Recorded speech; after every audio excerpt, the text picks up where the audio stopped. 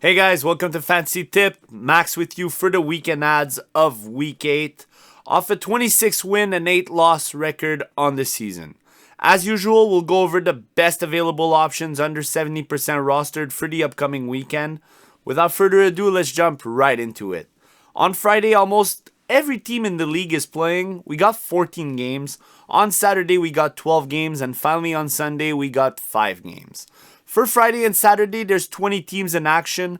I won't go through all of them because the options are endless and your lineup is probably already full on Friday and maybe even full on Saturday. We're going to jump right into the two teams playing both Saturday and Sunday, and then we'll look at the remaining options we have for Sunday. For Saturday and Sunday, we got two teams in action, the Ottawa Senators and the Montreal Canadiens. At number 1, my favorite player out of the two teams, Josh Norris. Sharpshooter, second line center, PP1 at the point. His hitting, shooting, and face-off totals have been amazing, and he should be rostered way more than 33%. All position Claude Giroux, second best option for shallow leagues in my opinion. 1 goal, 3 assists, 4 points in the last 3 games.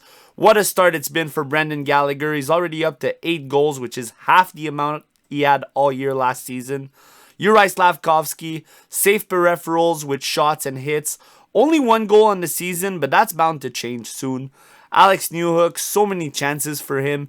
He gets the first line gig right now, PP2 time.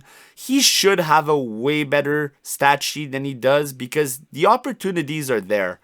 Josh Anderson has 10 points on the season with good hit volume, kind of going under the radar, line 2 option. Adam Gaudette, he's the Newhook of Ottawa, line 1 and PP2 option. Not a lot of results so far. I love Shane Pinto, but he's been really slow recently. No power play time right now. Still a great shot and good offensive skills. Kirby Dak is ping-ponging around the lineup, but always has his PP1 spot. High risk, high reward. We've got Heineman, including the game being played right now at the time of making this video. He's got 2 goals in the last 3 games with 12 hits to go with it. Not bad for a 0% rostered player. Ridley Gregg, line 3, PP2 option. We're getting in deep territory here. Jake Evans, line 4 center in Montreal. David Perron, if back from injury. I refuse to believe that he's washed. Very deep league option, however. And finally, extra options include Joshua Roy, who's just been called up. He had 16 points in 17 AHL games before being called up. And Christian Dvorak, boomer bust, on line 2. All the remaining teams who play Sunday, they also play Friday. These teams are the Anaheim Ducks, the Boston Bruins, Chicago Blackhawks, Columbus Blue Jackets, Dallas Stars, Detroit Red Wings, Vancouver Canucks, and Winnipeg Jets. At number 1, we have a couple of Blue Jackets. Sean Monahan has 9 points in the last 5 games. Marchenko has 4 points in the last 2 games. He's also recorded above 2 shots in the last 10 games. Both of these guys are under 40% rostered somehow, so even shallow leagues, can eat this weekend. A couple of stars, I told you guys early in the season, Matt Duchene wasn't going to be under 60% rostered for a long time. That leaves us with both his line mates. I've streamed Marchman for this week, and I invite you to do the same. 12 points in the last 7 games. Tyler Seguin has 15 points in the last 13 games. Dmitry Voronkov completes the first line in Columbus. He's got 5 goals, 7 points in the last 8 games, and he does play PP1.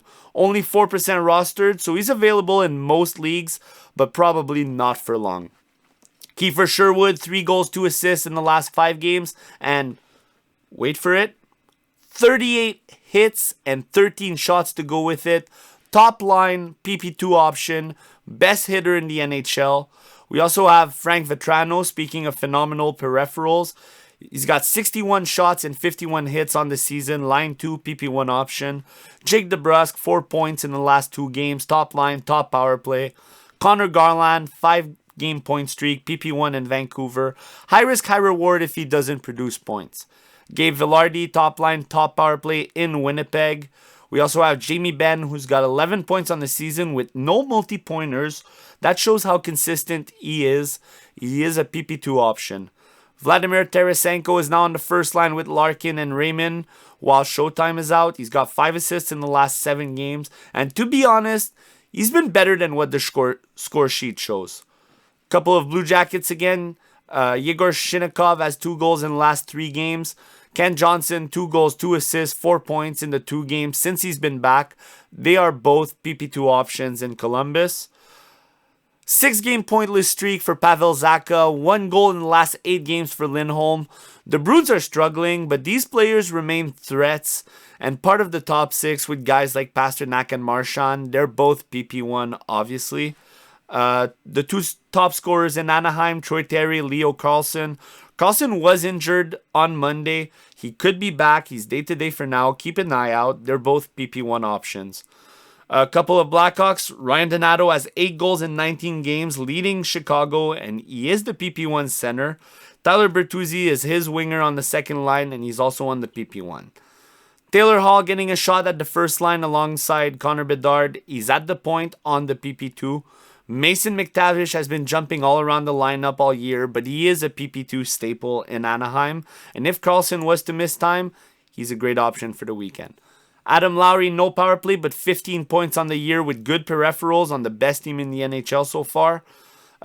Like I said, depending if Carlson is back or not by the weekend, Zegras' value would skyrocket if he keeps the line 1 and PP1 gig. It's worth monitoring. Dakota Joshua, third line PP2 hit machine. Cole Perfetti in line 2 PP2 option. And a couple guys under 1% for you deep leaguers. These guys play on the PP2. Brazo is line 2 with Zacha and Marchand. Morgan Geekie is line 1 with Pasternak and Lindholm. And P.S. Sutter's on the third line in Vancouver, but PP2. Now on to defensemen.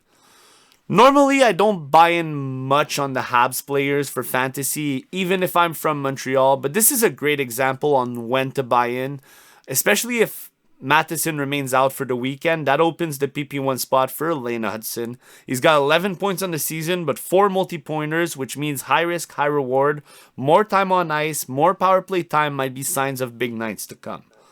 If Matheson returns before the weekend, make no mistake, Olen Zellweger is the consensus number 1. 2 goals, 4 assists, 6 points in the last 5 games.